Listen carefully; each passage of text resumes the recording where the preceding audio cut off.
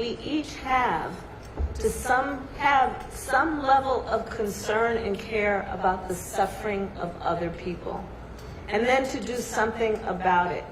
I was raised, like I know we all were, to understand that part of the strength of character is to be concerned about the well-being or the suffering of other people, and then take it upon yourself to do something about it. And I will tell you, with your support, that is an approach that President Joe Biden and I have taken on for the last 3 years. Because in 2020, you all told us we've got to do something, for example, to lower health care costs, especially insulin for our seniors. For far too many years, too many of our seniors have had to make a choice between either filling a prescription that a doctor recommended to save their life or filling their refrigerator. And Latinos, of course, are 70% more likely to be diagnosed with diabetes. Because you organized and because you voted, President Biden and I have now capped the cost of insulin for our seniors at $35 a month. And we finally, many tried, but none other did, are now allowing Medicare to negotiate against the pharmaceutical companies for drug prices, so that we have capped the annual cost of prescription medication for seniors at $2,000 a year. And when we win re-election, we are going to cap the cost for everyone. In 2020, you said we need to do more to deal with the issue of student loan debt. People are struggling. And because you organized and because you voted, President Biden and I have canceled nearly $138 billion in student loan debt for more than 4 million people in our country. On average, more than $30,000 per person. And for public servants, I know there are a lot of teachers here, teachers, firefighters, God love you. The amount that's been forgiven is almost double that of $30,000. In 2020, and by the way, y'all don't make enough money as it is. And what do? The most noble work that anyone could do, which is to take on a life that's about teaching other people's children. I thank you. Can we give it up for our teachers?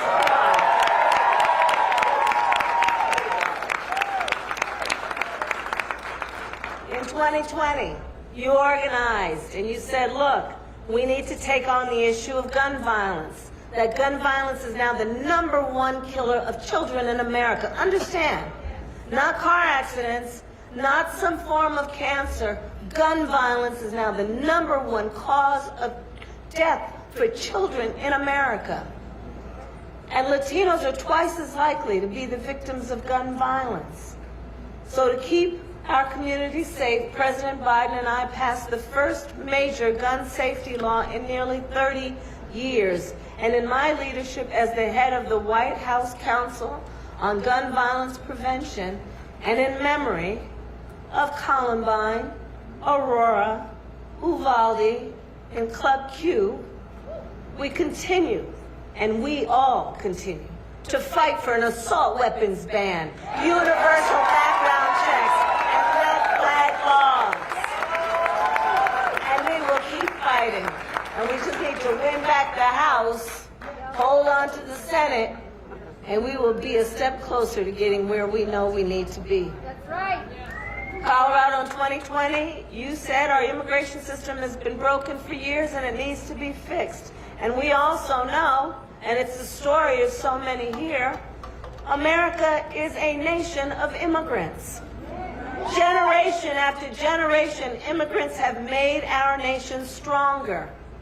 So President Biden and I are fighting to secure a pathway for citizenship, including for dreamers and families, and to make our immigration system more orderly and humane. And earlier this year, many of you were watching it happen. Sadly, we were watching it happen.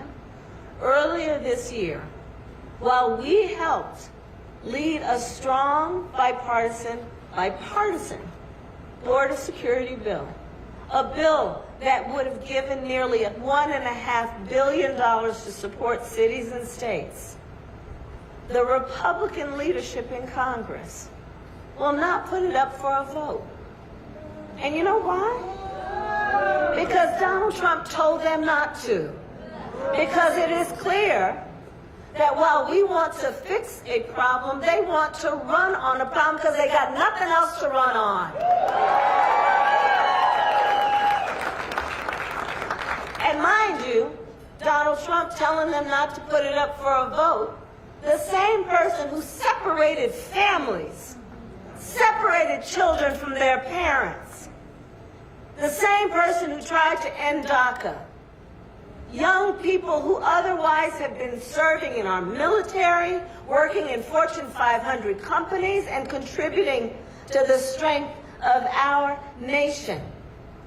And if he is reelected, the former president has openly vowed to carry out, quote, and I'm quoting, the largest not democratic at all. That was a typo. The largest domestic deportation operation in American history. And that is not all. If he is reelected, the former president has openly said he intends to weaponize the Department of Justice against his enemies. He has openly called for cuts to Social Security and Medicaid and Medicare. He openly says that he is, quote, proud that he overturned Roe v. Wade. Proud that doctors and nurses can now be jailed for providing care. Proud that young women today have fewer rights than their mothers and grandmothers. He openly talks about his admiration for dictators. He vowed he will be a dictator on day one. You know, the great Maya Angelou once said, when someone tells you who they are, believe them the first time. Well, the former president has told us who he is. And it's on us then.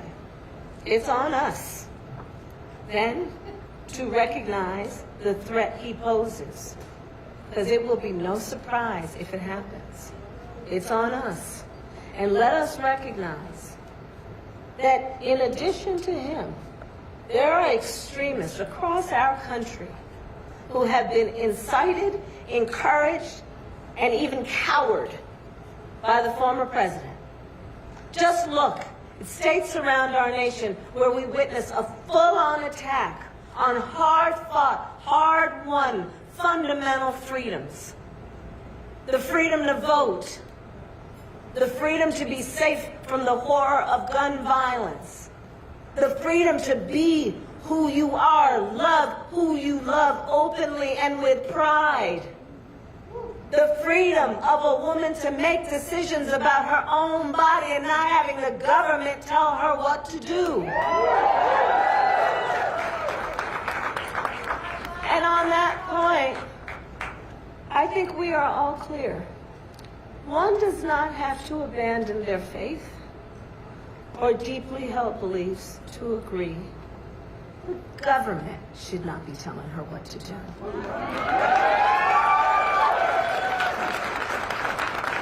Attacks on fundamental freedoms.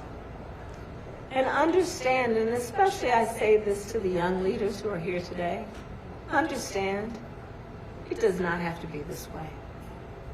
It does not have to be this way.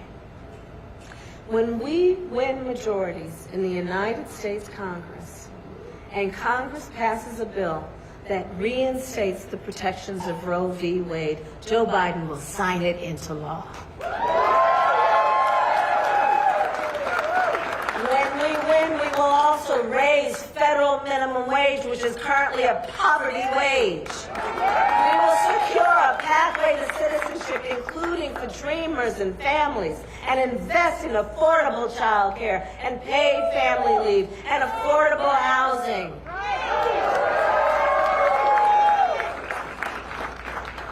So ultimately, here's the deal as I see it. In this election, we each face a question. What kind of country do we want to live in? What kind of country do we want to live in?